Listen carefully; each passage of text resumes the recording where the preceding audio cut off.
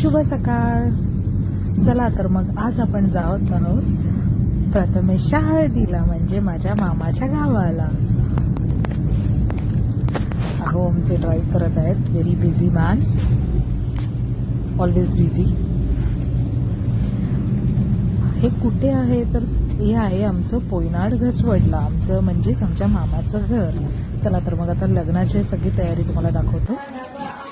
हे आहे आपलं हळदीचं पूर्ण सेक्शन. आता आम्ही एंटर करत आहोत.